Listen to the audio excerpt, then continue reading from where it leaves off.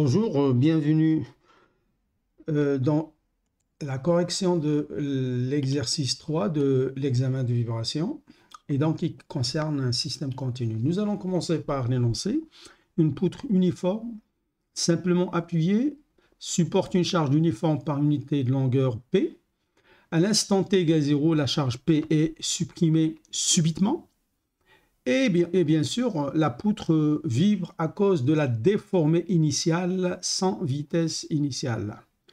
Alors, pour une poutre simplement appuyée, nous savons que les modes propres sont donnés par la fonction y indice n de x égale sinus n pi x sur L. On sait aussi que les pulsations propres sont données par oméga indice n égale n pi carré racine carrée de EI sur rho a L à la puissance 4. EI, c'est le module de rigidité en flexion, rho, c'est la densité du matériau, A, la section, et L, bien sûr, la longueur. Alors, question 1. Trouvez les modes propres normalisés par rapport à la masse et qu'on va noter phi indice n de x. Donc, on a donné la forme des modes, et ce qu'on demande, ce sont les modes propres normalisés par rapport à la masse. Ça veut dire quelles sont les fonctions phi n de x telles que la masse modale est unitaire. Et donc, on va noter phi n de x égale à alpha y n de x. Donc, on sait que les modes propres, ils sont déterminés à une constante près. Donc, on va chercher cette constante par rapport à l'expression qui est donnée des modes de façon à avoir la masse modale égale à 1. Et donc, ce qu'il faut, c'est l'intégrale le long de la poutre de rho a phi n au carré dx égale à 1. Donc, ça, c'est la masse modale. Alors, je remplace phi n par alpha y de n et y n de x, c'est les données, c'est sinus n pi x sur L. Et donc, il faut avoir alpha carré, puisque alpha, rho, a, ils sont des constantes, donc je peux les faire sortir de l'intégrale. Et ça donne alpha carré rho a, l'intégrale de sinus n pi x sur L au carré dx égale à 1. Alors, je sais que cette intégrale, elle est donnée dans les indications, c'est égal à L sur 2. Et par conséquent, le alpha carré A, L sur 2, il doit être égal à 1, ou bien alpha égale racine carrée de 2 sur rho à L. Donc, les modes propres normalisés par rapport à la masse sont phi n de x égale racine carrée de 2 sur rho à L sinus n pi x sur L. Donc, voilà mes modes propres normalisés par rapport à la masse. Deuxième question. Nous allons utiliser la méthode de séparation des variables. Le déplacement de la section à l'abscisse x en fonction du temps, il va s'écrire w de x virgule t sous forme de produit d'une fonction qui est le mode en fait y de x, donc la déformée de la poutre fois une fonction qui ne dépend que du temps. On rappelle aussi l'équation de mouvement d'une poutre soumise à une force externe et sollicitant flexion. C'est ρ a dérivée seconde par rapport au temps de W plus EI, module de rigidité en flexion, dérivée quatrième de W par... Alors, ce qu'il faut faire, puisqu'on a dit à l'instant t égale 0, on va faire disparaître la charge, il faut trouver la déformée initiale que la poutre avait juste avant d'annuler la charge. Alors, cela peut se faire de deux manières. Donc, soit on trouve l'effort tranchant et le moment fléchissant et on résout l'équation dérivée deuxième de y égale moins moment fléchissant divisé par le module de rigidité en flexion. Soit, une deuxième méthode, c'est résoudre l'équation de mouvement en statique. Donc, l'équation qu'on a donnée ici, il suffit de la considérer en statique sous l'action de la charge distribuée P par unité de longueur. Quelle est la forme que va prendre la poutre? Alors justement, nous allons opter pour cette deuxième méthode, donc qui consiste à résoudre l'équation de mouvement en statique, et on demande de démontrer que la déformée initiale de la poutre elle est donnée par y de x égale à moins p sur 24 EI, facteur de x4 moins 2lx3 plus L3x. Et donc, ce qu'on va faire, si on veut résoudre en statique, ça veut dire le facteur temps n'intervient pas, et donc il suffit de résoudre l'équation. Hein, le W, on va la transformer en Y, on ne tient pas compte de Q, et donc l'équation devient EI, dérivée quatrième de Y par rapport à X égale la force externe. Or, la force externe qui s'applique, c'est on a une force constante, donc une charge constante par unité de longueur, moins P, puisque la force il est dirigé du haut vers le bas. Et donc, il suffit de résoudre l'équation EI dérivée quatrième de Y par rapport à X égale à moins P. Hein, on voit que pour un abscisse X, en fait, la force ne dépend pas de X, elle est constante et égale à moins P. Donc, je fais passer le EI de l'autre côté, donc ça donne la dérivée quatrième de Y par rapport à X égale à moins P sur EI. Et donc, on intègre cette équation, ça donne la dérivée troisième de Y par rapport à X égale à moins P sur EIX plus une constante d'intégration.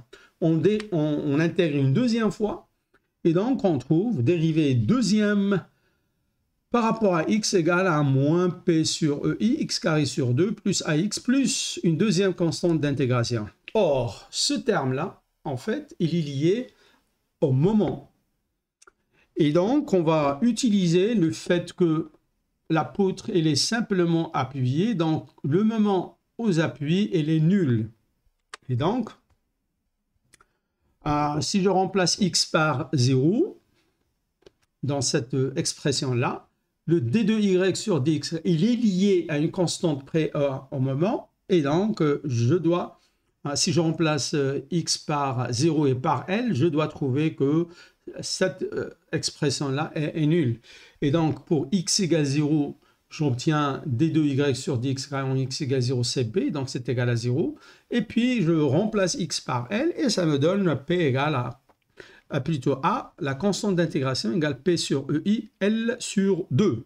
Et donc, voilà, nous avons déterminé, donc cette constante, elle est nulle, et on a déterminé cette constante. Donc, on obtient l'expression de la dérivée seconde de y par rapport à x. Voilà, je mets en facteur moins p sur EI. Et donc, qu'est-ce qu'il faut faire? Il suffit, encore une fois, d'intégrer cette constante, plutôt cette équation, et j'obtiens une constante d'intégration, puis intégrer une deuxième fois, et donc j'ai une deuxième constante d'intégration. Et qu'est-ce qu'il faut faire? Je sais que là où j'ai l'appui, le déplacement, elle est nulle. Et par conséquent, je vais pouvoir déterminer les constantes d'intégration en imposant ces conditions aux limites. Donc, y égale 0, ça donne d égale 0, et y de L égale 0, ça donne la constante d'intégration C égale moins P sur UI, L3 sur 24. Et donc, je trouve l'expression qu'on m'a demandé de démontrer. Donc, voilà. Alors, la deuxième méthode, et je l'ai donnée comme bonus, on demande de retrouver la même formule de la déformée initiale en utilisant la première méthode.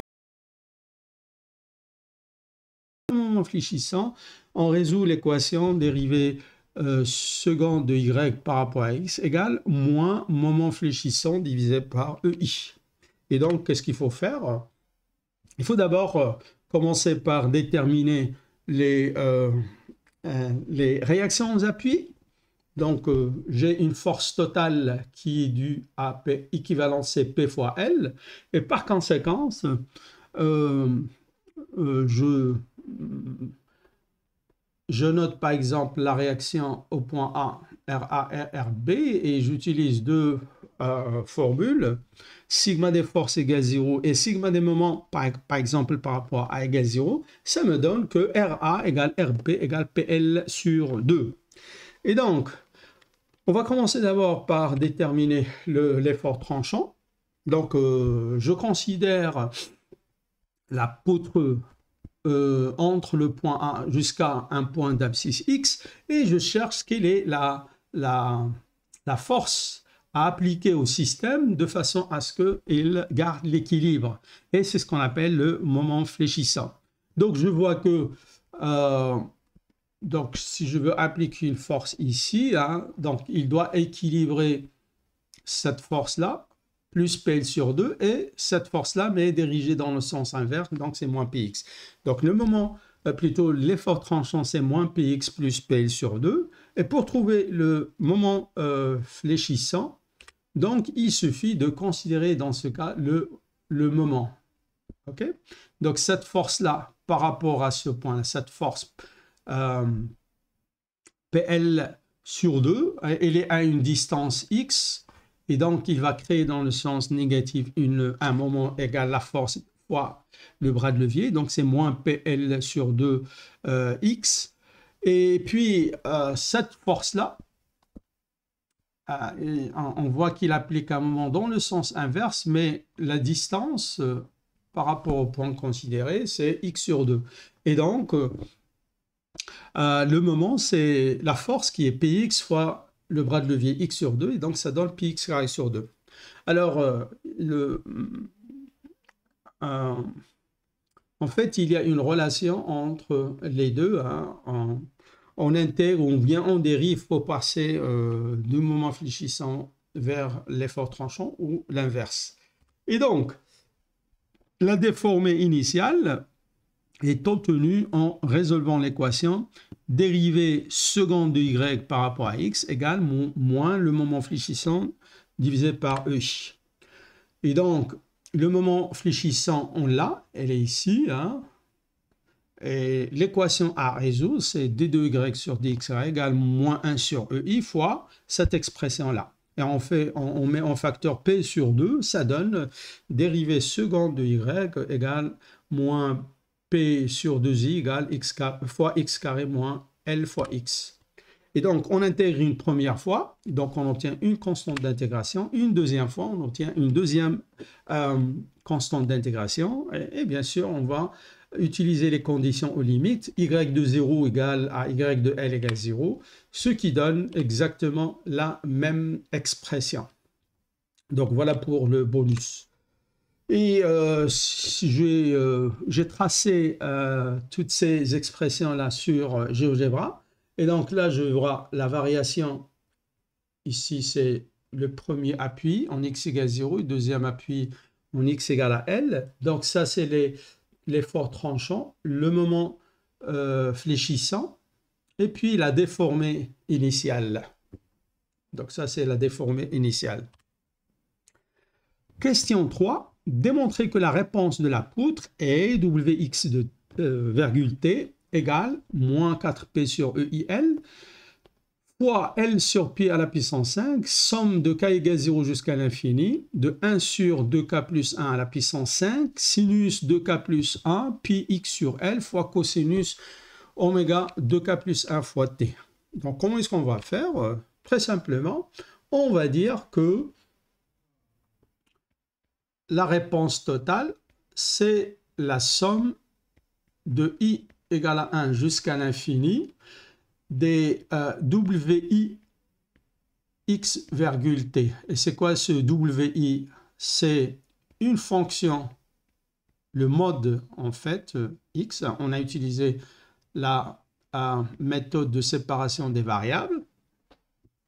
Donc, le yi, ce sont les modes, et qi, c'est une fonction du temps qui dépend donc de la pulsation propre. Et donc, on va dire que Wx de t, c'est la somme de i égale à 0 jusqu'à l'infini. Ça, c'est le mode. Et puis la fonction du temps, je l'exprime sous forme d'une combinaison de fonctions cosinus oméga it et sinus oméga it avec, ça c'est i, ce n'est pas grand i, voilà. Voilà. Donc oméga i, c'est la pulsation propre du mode i. Alors à l'instant t égale 0, pourquoi je prends à l'instant t égale 0? Parce que je connais la déformée à l'instant t égale 0 que je viens de terminer de deux manières. Donc, je remplace dans cette expression-là t égale 0, ça me donne sigma de i égale à 1 jusqu'à l'infini, ça veut dire tous les modes de 1 jusqu'à l'infini, sinus i pi x sur L, donc lorsque je remplace t par 0, donc ce terme-là, il va disparaître, et cosinus oméga i 0, c'est 1. Okay? Alors, cette fonction wx de 0, c'est ce que j'ai déterminé. À l'instant t égale 0, voilà comment la poutre, quelle est la forme en fait qu'elle est épousée. Je l'ai déjà déterminé. Et donc, ce qu'on va faire, on va multiplier à gauche et à droite par le mode n. Et puis, on va intégrer le long de la barre. Et donc, j'obtiens la somme de i égale à 1 jusqu'à l'infini. Donc, ça, je l'ai ici. Je multiplie par le mode n. J'intègre le long de la barre, le AI il sort, il ne dépend pas de x, égale P sur 24i, c'est une constante, donc je peux le faire sortir, et donc ça donne égal moins P sur 24i, l'intégrale de 0 jusqu'à L, x4 moins 2L x3 plus L3x, multiplié par le mode n. Et donc, ce terme-là, en fait, donc, lorsque i est différent de n, l'intégrale, hein, les modes, ils sont orthogonaux, πx sur L, sinus n πx sur L, dx égale 0, lorsque i est différent de n. Et donc, la somme infinie, il devient un seul terme. En plus, l'intégrale de sinus npx sur L, au carré, on l'a déjà utilisé, c'est égal L sur D, et je l'ai donné dans les indications. Et donc, la somme infinie devient un seul terme, et ce terme-là, c'est AN L sur 2. Et voilà, donc c'est pour déterminer les contributions AN, il suffit de résoudre ça. Or, dans les indications, j'ai donné, en fait, des intégrales que j'ai calculées moi-même, l'intégrale de x sinus npx sur L, l'intégrale de x3 sinus npx sur L et l'intégrale de x4 sinus npx sur L. Donc, ils sont donnés, ce n'est pas la peine de perdre du temps dans ces calculs-là. Et donc, on va prendre cette intégrale et on va la décomposer. Donc, je vois que cette intégrale, c'est l'intégrale de 0 jusqu'à L, x4 sinus npx sur L, moins 2L fois l'intégrale de x3 sinus npx sur L, plus L3, l'intégrale de x sinus npx. Or, toutes ces intégrales, ils sont donnés. Et donc, il suffit de faire le calcul. Voilà, voilà la décomposition de cette intégrale. Et chaque terme ici, il est donné dans les indications. Et par conséquent, c'est facile, donc il suffit de ne pas se tromper, donc de trouver AN. Et donc tout calcul fait, on trouve que AN égale à moins 2P sur EIL, L à la puissance 5 sur NP à la puissance 5, 1 moins 1 à la puissance N. Et donc là, je vois que si N est pair, ça veut dire que je peux l'exprimer sous forme de 2 fois K. Donc, moins 1 à la puissance de K, c'est égal à 1. Et donc, je vois que A de K égale à 0. Okay? Donc, tous les termes qui correspondent à des modes pairs vont disparaître. C'est-à-dire, leur contribution va être nulle. Et lorsque c'est pair, Donc, moins 1 à la puissance n impair, c'est égal à moins 1. Et donc, ça donne 2 fois ce terme-là, ou bien moins 4p sur EI, L à la puissance 5 sur 2k plus 1, pi à la puissance 5. Donc, voilà, nous avons trouvé la contribution, les contributions A. Donc, quand c'est pair, c'est nul. Quand c'est impair, c'est donné par cette expression-là. Alors, il me reste maintenant les B. Et pour cela, je vais considérer la dérivée de W, okay, par rapport au temps. Et donc, le premier terme, ça concerne X, et donc n'est pas concerné par la dérivée. Donc, je vais dériver à les termes fonction de temps. Et donc, à l'instant t égale 0, ça donne sigma de i égale à 1 jusqu'à l'infini, sinus i pi x sur L fois bi oméga i. Et ça, c'est égal à 0 puisque on a dit dans l'énoncé que la charge il disparaît sans vitesse initiale. Et donc, de la même manière, je peux multiplier par le mode n, sinus n pi x sur L, intégré, et ça va me donner que bi égale 0, donc quel que soit i. Okay. Donc, il n'y aura pas de terme en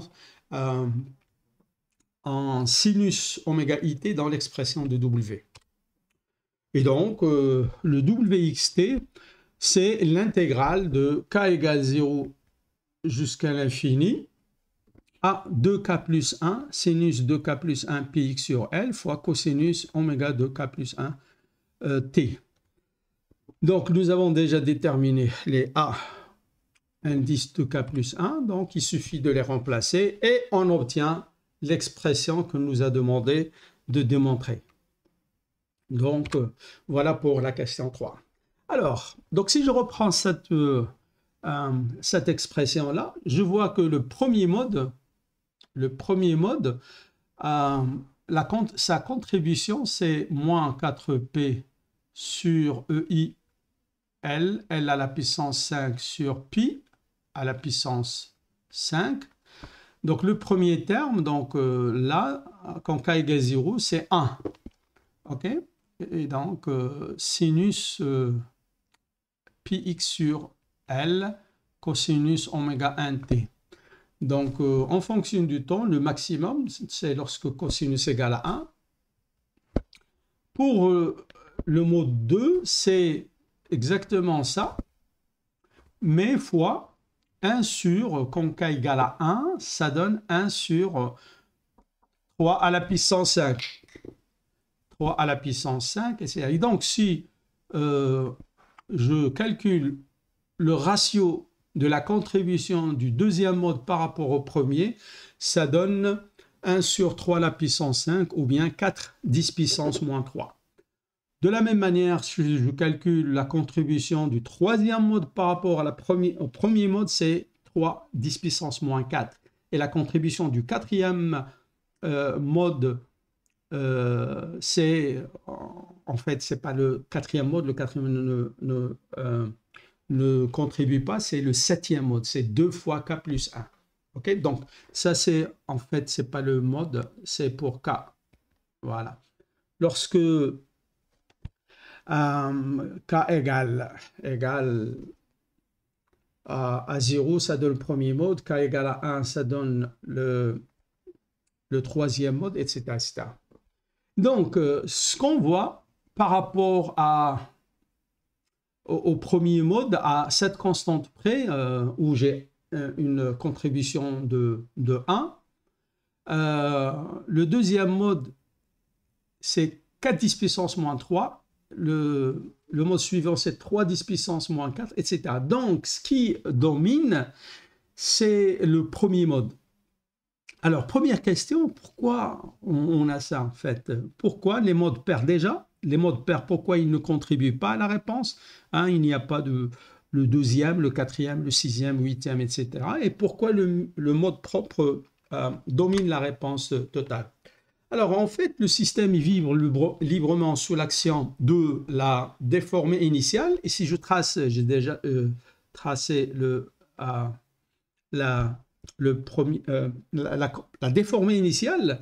En fait, Alors, je rappelle les modes qu'on a pour une poutre simplement appuyée. Donc, voilà le premier mode. Le deuxième mode, comme ça. Le troisième mode, on va avoir deux nœuds. Ici, un nœud, deux nœuds, etc., etc. Alors, la déformée initiale, elle est déjà une chose importante. Les modes, ils sont divisés en deux modes. Les premiers, ils sont symétriques par rapport à l'axe qui passe par le milieu. Donc, le premier, le troisième, etc. Et les modes pairs, ils sont antisymétriques. Donc, ce que j'ai ici, j'ai l'inverse de l'autre côté par rapport à l'axe qui passe par le milieu. Et donc, je vois ici que la déformée initiale, elle est symétrique. Et par conséquence, on va favoriser les modes symétriques et les modes antisymétriques ne vont pas apparaître. C'est pour cela qu'on n'a pas les modes pairs. Deuxième chose, la déformée initiale, il ressemble beaucoup au premier mode. Et par conséquent, dans la réponse, on va avoir le mode propre qui va contribuer énormément. Alors, on va essayer de voir est-ce que si j'approxime ce système-là par un système à 1 degré de liberté, je retrouve exactement la même chose. Est-ce que si j'approxime le système par 1 degré de liberté, la réponse totale n'est pas très loin de ce qu'on obtient en utilisant cette expression qui tient compte de tous les modes. Donc déjà, si on se limite au premier mode, on demande de calculer le déplacement au milieu. D'accord? Donc x, L sur 2, je me limite au premier mode, donc j'obtiens cette expression-là. Donc la déformée au milieu, en fonction du temps, il s'écrit comme ça. Dans cette question, nous allons approximer la poutre par un système masse-ressort sollicité par une force PL dirigée vers le bas. D'accord? Donc on va dire que notre système, il est équivalent à un système à 1 degré de liberté avec une force dirigée vers le bas, moins PL. Alors, d'après le cours, je sais que la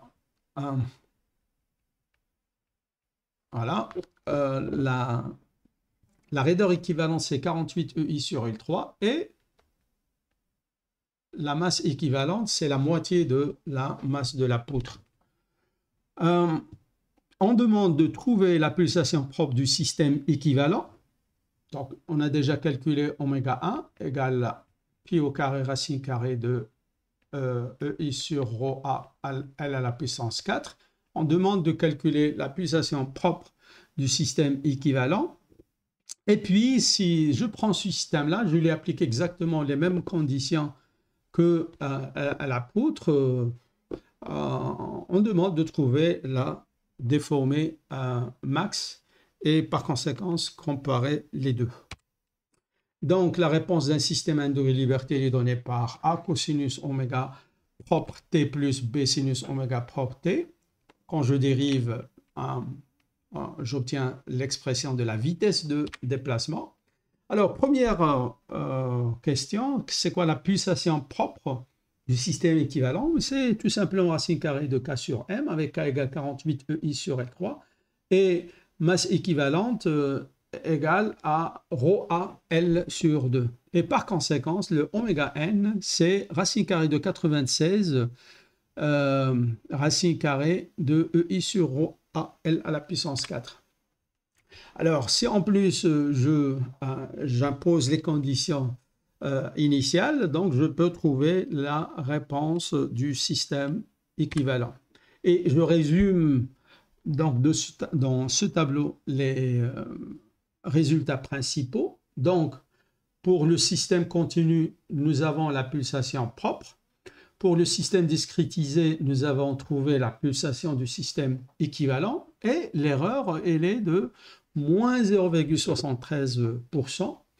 De même, donc je peux calculer la Y max que nous avons calculé dans la question 4 ou 5, je ne me rappelle plus, hein, du système équivalent. Et puis la réponse maximale de système masse-ressort équivalent. Et ça donne une erreur moins 0,38%.